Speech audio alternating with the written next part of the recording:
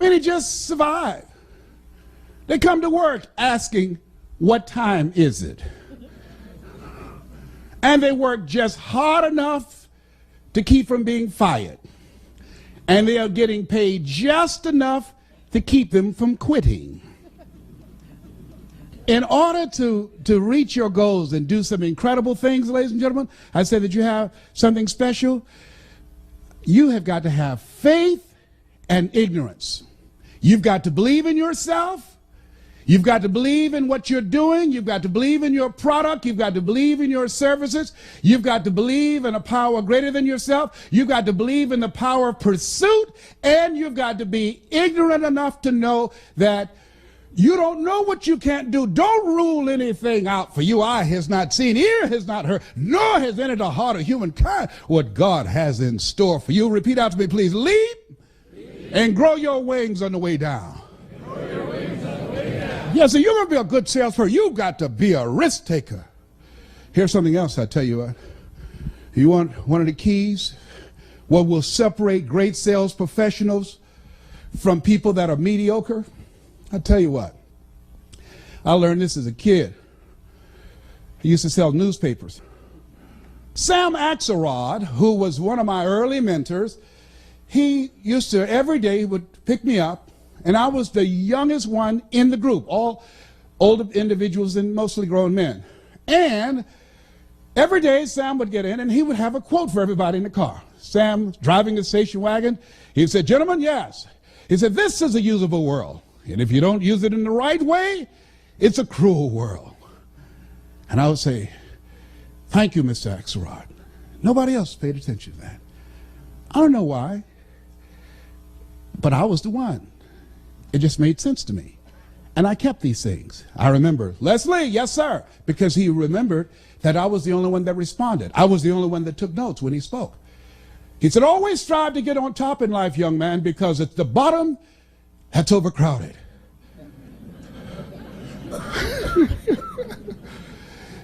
Yes, sir. Thank you, Miss Axelrod. But he was baffled by me because he couldn't understand how that adults who were 10, 15 years older than I was, had more experience, how was it that I was selling circles around them? I didn't have the experience. They were more mature. How did this little young kid come there and outsell them? 2 to 1 in many cases. He couldn't understand when at the evening of the close of the day, he would look around and do a head count and say, wait a minute, somebody's missing. And everybody said, you know who it is, that Leslie guy. Leslie! Yes, sir. Hey, come on, nobody sold anything. It's dead territory. Oh, I can't come now, Sam. Why? I haven't sold anything. Leslie, no one sold anything. You guys sold anything? No, sir. Some of the territories are dead, Leslie. Sam? Yes, sir. I can't come. Why? I haven't sold anything. Leslie, no one sold anything. That's them, Sam. I'll get home all right. I'll be all right. Leslie, in order for you to get from here back to Overtown from Liberty City, you've got to pass the 20th Street shops, the 14th Street gang. Leslie, that's dangerous, young man. Sam, I'll be all right. It's late. It's late. It's after 8 o'clock. I'll be all right. And the guys would say, come on, Sam. He's a fool. Leave him. Leave him. He won't stop. And see, these guys, it was just extra chump change, I guess. I don't know. Maybe to have a new suit, pay a little small bill here and there. For me, it was different. My mother adopted 7 children. Because of arthritic condition, she lost her job. So my reasons were different. Write this down. 5 reasons, whatever you goes on, dreams are, why you won't fail. 5 reasons. 5 reasons why you won't fail. Nietzsche said, if you know the why for living, you can endure almost anyhow. 5 reasons. I couldn't afford not to make a sale. I was out there to get groceries for our family. I had to make money. I had to make enough money for Dr. Johnson when he had a prescription for Mama. I had to make money for the bills, for the light bills. I had to work. Mama was doing the best she could, but Mama, our hero, Mama was sick. We have no relative. She was an only child. She adopted 7 children at age 46. I saw my mother on the floor, scrubbing floors on her knees. We ate the leftover food from the families that she cooked for. They were very nice people. Said, Mamie, whatever food is left over, you can take it home to those children that you have adopted. And I said, Mama, when I get strong enough, I'm going to buy food for our families. We wore the hand-me-down clothes of the children that she kept. They would say, Mamie, whatever clothes here that you could use, these children of mine don't need these. Take them home and let those kids wear those clothes that you have adopted. If they were too large, Mama would sew and take them up. If they were too small, she would let them out. And now Mama was sick, and I said, Mama, what, boy? I'm going to take care of you. How? Don't worry, Mama. And I sold newspapers, and I sold television sets, and I used to collect copper and aluminum from garbage cans and junk piles, and I would bend them together and put them in a bag and or a box being booed. We'd take them to Pepper's Junkyard over in Overtown in 11th Terrace and 4th Avenue. And they put them on a scale and give us $5. I would stand on the corner. Hey, we need some boys to come move some stuff. Hey, you're too small. Oh, I'm small, but I'm strong. You see my muscle, man? I'm strong. Okay, boy, you got a lot of mouth. You better be able to be strong. You know? And I'll be grunting stuff and carrying stuff. You know, I was determined I wasn't going to steal. That was not an option. Mama worked too hard. I promised my mama, I'll never get in trouble. I'm going to do the right thing. Mama, I'm so proud of you, and I'm so glad that you decided to adopt us. I love you so much. I'm going to take care of you, Mama. I'm going to work hard just like you. Just like, isn't it interesting how kids can be in the same family, raised by the same parents, same circumstances, end up dramatically different? What is that? Remember I said that you have something special? I believe that people go to seminars and workshops. They have that's something. I don't know what it is. It's just something about us that we're different. We don't know why we just got to have more. We don't know why we have this restlessness and say to ourselves, this just can't be it. There's got to be something better. We don't know. We just got to do this. We just got to keep on stretching, got to keep on learning. We don't care about failing. I read something that was in my first book by Dr. Benjamin Mays. He was a great man, great motivator, one of the mentors of Dr. Martin Luther King Jr. Dr. Benjamin Isaiah Mays says, it must be borne in mind that the tragedy of life does not lie in not reaching your goals. The tragedy lies in not having any goals to reach. It isn't a calamity to die with dreams unfulfilled, but it is a calamity not to dream. It's not a disaster to be unable to capture your ideas, but it is a disaster to have no ideas to capture. It's not a disgrace not to reach for the stars, but it is a disgrace to have no stars to reach. I say you got goals and dreams, things that you're reaching for, things that will make you stretch, things that will challenge you. I say don't lose that passion and that drive for life. It will keep you alive. I'm telling you what I know. Doctors looked at me 8 years ago and said, you have cancer. 8 years ago, they gave me 2.5 years. I was still here. I told my group of speakers that I trained, I said, I'm going to beat this, and this is a year. All of them said, okay, Lester, we believe you, man. We're believing in you. And then they start calling the person who manages my speaking program and say, will we get a refund when he dies? Because they were believing the numbers. Because the PSA 1 to 4 is normal. 119, that's serious. I went to the MD Anderson, which is #1 in the world. Sloan Kettering, Johns Hopkins, Howard University. Went to all type of doctors and urologists and oncologists. And they said, Mr. Brown, I'm sorry, young man, but we've done all we can do. And let me share something with you. Write this down. Work on yourself. See, the people that are going to reach their goals and dreams, not only do they have compelling reasons that drive them, because the thing that drove me, that kept me ahead of everybody else, I had some compelling reasons of why I was selling television sets no money down. I had some compelling reasons that I'd go to a door at 10 o'clock at night and knock on the door. Hello? Yes? Who is that? Hi, would you like to buy a nice working television set, no money down? Boy, do you know what time it is? Yes, I do. It's 10 o'clock at night, and I take care of my mama, and I'm going to sell a television set tonight to somebody, and it might as well be you. And finally, somebody said, fool, come on in here. It better be a good one. You got to have some reasons.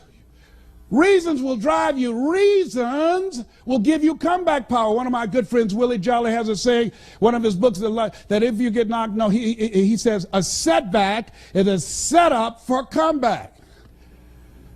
A setback is a setup for a comeback. When they said, you have cancer, one of the things that was different for me than everybody else, and I just finished doing a presentation called You Are More Powerful Than Cancer, was because of the fact that I listened to so many positive things. I went to so many lectures. I talked to so many people that were cancer conquerors. I asked them, what did you do? And when people said to me, oh, my uncle died of prostate cancer, my father died from prostate cancer, my mind said, well, that has nothing to do with me. I don't want to hear nothing about that. I'm not being insensitive. But don't tell me that. That's not my destiny. I got too much work to do. I got things that I'm supposed to accomplish. And so I had a mindset that, hey, I can beat this. I can get past this. Oh, no, I'm not going out like this. So you got to stand up in yourself. You got to fight. You will have opposition. Things going to happen to you in life. It's called life, and it's not personal. Stuff's going to happen. And if you make it to the 40-yard line, if you can make it to age 40, between 40 and 60, it begins to intensify. All kind of things happen. Between 40 and 60, my mother was diagnosed with breast cancer and finally died. Between 40 and 60, I was diagnosed with prostate cancer. Between 40 and 60, I went through a divorce from someone that I love very much. Between 40 and 60, my best friend died waiting on a liver transplant. Between 40 and 60, had a nationally syndicated talk show, highest rated, fastest canceled talk show in the history of television. Between 40 and 60, oh, life put a whooping on me. My God, how many of y'all had yours already? Tell how many of you know what I'm talking about? It ain't personal. Don't say, why did this have to happen to me? Why not you? Who would you suggest? It's called life. And here's what the key to it, that you have to work on yourself. I read every book I could on how to heal yourself. I listened to every speech. I talked to people. I went to lectures. I mean, everything dealing with healing, I fed my mind. Same thing in sales. Focus on your mind. When your sales drop, focus on your mind, not your techniques, not your strategy, not your clothes. Focus on your mind. What you do, what you accomplish, what you're able to sell is a direct relationship to what you believe and the story that you're playing in your head. That's what blocks you as sales professionals. I'm telling you what I know. I'm telling you what I've earned millions of dollars doing. I'm telling you what got me from being born in an abandoned building on a floor and being labeled educable mentally retarded, put back from 5th grade to the 4th grade, failing in the 8th grade, and being able to give a lecture at St. Albert Hall in London, England, or speaking at Harvard University. I'm telling you what got me here, what brought me to the party, to speak in the Georgia Dome to over 80,000 people, was my belief and the story in my head. The story used to be, I couldn't do that. But by listening to lectures over and over again, faith comes by hearing and hearing and hearing, by reading and feeding my mind. Language is the software of the mind. How many of you, since I've been speaking to you, your energy level is higher? Raise your hands, please. Yes. How many of you can feel me in your heart? Raise your hands, please. Yes. When Dr. Norman Vincent Peale spoke, he gave me goose pimples. When Earl Nightingale said, all of us are self-made, but only the successful will admit it. Mr. Sidursky. You like that one, huh? Yeah. Mr. Sidursky, family that we work for in Miami Beach, he did not know why I spent so much time in his office shining his shoes, because he listened to The Strangest Secret in the World by Earl Nightingale. And I was listening to this, and as he was playing those tapes called Lead the Field, I was hearing these things, and then when I was shining, he said, well, that's good enough. I said, well, let me dust. Let me do, can I do, I start, well, that looks real clean, Leslie. Oh, but look here, the books are crooked. I went in there early and messed them up so I could stay. Because I wanted to be in there while he was taking this time to work on this. He was a multimillionaire. My dream and vision was one day I'm going to be a millionaire like Mr. Sidursky. One day, because I was young, I had faith, and I was young and ignorant. I didn't know I couldn't do it. I didn't know I couldn't have a mansion. I was like the bumblebee. According to the laws of aerodynamics, a bumblebee isn't supposed to fly because the body is too large to be held up by its little puny wings. But the bumblebee doesn't know it. It's intelligently ignorant. So it keeps on flying anyhow. You have to read, write this down, something positive every day for an hour. You have to put yourself, and you've got those 5 P's, in a personal development regimen. Take an hour every day. I do it even now. I take 2 because my goals are higher. Every day, read at least a chapter, something positive every day. Listen to a motivational message every day. Language is the software of the mind. Why? Because it will change the story that's in your head. See, what we do, what we accomplish, is a result, as I said earlier, of what we believe and the story that's in our head. See, most people go so far and then they park.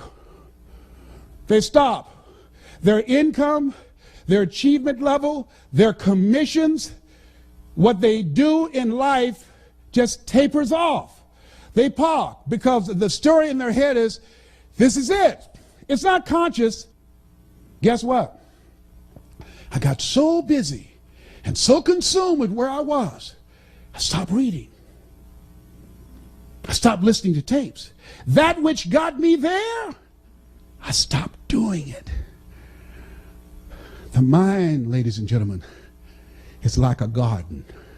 If you have a garden, you have a yard, you have weeds, you just can't go out there with 1 can of weed killer. Write this down. Steve Duncanson said this. Powerful statement. Put it someplace. You can apply it to your health. You can apply it to your sales. You can apply it to your business. You can apply it to your life. He said, life is a fight for territory. And once you stop fighting for what you want don't want will automatically take over. Life is a fight for territory. And once you stop fighting for what you don't want will automatically take over. I have to exercise every day. I have to drop out of my bed and do 100 push-ups every day. I have to discipline my eating. I have to turn off the news. I can't watch the news. I'm not going to have a reoccurrence of cancer in my body. I have to eat 80% raw vegetables. I have to drink 12 glasses of water a day. I have to take my zinc and my salt palmetto and my Halen 951. I have to take my wheatgrass. I hate it. But life is a fight for territory. I'm fighting for my health. I have to. What working on yourself does, by setting aside time to work on your mind, to go seminars and workshops, it causes you to begin to reflect on yourself, to take personal inventory, and to upgrade your game plan and your strategy, but it increases your faith. See, our belief is something that continues to grow. What I earn is a reflection of what I believe subconsciously that I deserve. They did this study with these senior citizens in their 80s and 90s and said, you look back on your life, what do you like to say right now? You know what they said? The majority of them said, they have regrets of the things they thought about that they didn't do, and now they're going to their graves not knowing if they could have done it. That's why I said, live full. Die empty. What if you lose? What if you fail? What if things don't work out? So what? It's not about the goals that you reach. It's about what you become in the process. That's what it's about. I've lost a lot of deals. That's okay. I've made a lot, but I've lost more deals. I get more rejections. You get close to me, there's a callus on my, it looks like a mole. I've made over 100 cold calls in a day to convince people to bring me in. Who are you? My name is Les Brown. Have an experience? No, I don't, but if you will let me work for you, I work real hard. I'll have you as my client that will brag about me. Oh no, you let us know when you do it for somebody, okay? Yes, I will. Calling. Finally somebody said yes. Write this down. You will win if you don't quit. Oh, sales, you got to have stamina. You've got to have staying power. You want to be successful in sales, you've got to know your vitamin. Oh, you can't be a wimp. Someone says no, that's when we get excited. That's when a sales professional gets started. Everybody said yes, we wouldn't be needed. Let us say together, it's possible. See, the people that are going to increase their sales, the people that are going to change their lives, the people that are going to recover their health, the people that are going to build their lives and start all over again from scratch are people who believe it's possible. The people who fail are the people who suffer from possibility blindness. Repeat after me, please. Go all out. Go all out. Yeah, write that down. See, when you want to increase your performance in life, let's say the people that are successful in any area of life, you must be willing to do the things today others won't do in order to have the things tomorrow others won't have. If you want to make it in any area in life, you've got to go all out. I was always the top seller where I was because I made more calls. I made more presentations than anybody else. I always, if I had a goal to earn $100,000 a year, I set my sight and I had a plan of action to make enough calls, create enough prospects to earn $400,000. Why? I had to give Murphy's his. If I shot for 100,000, I knew I would fall short. But if I shot realistically and practically and worked like I was working for 400,000, I wouldn't drop down to 100,000. And even if I dropped at 200,000, I'm still ahead of the game. A.L. Williams said, all you can do is all you can do. And all you can do is enough. But make sure you do all you can do. Write this down. You want to make it today? You got to outthink and outwork the competition.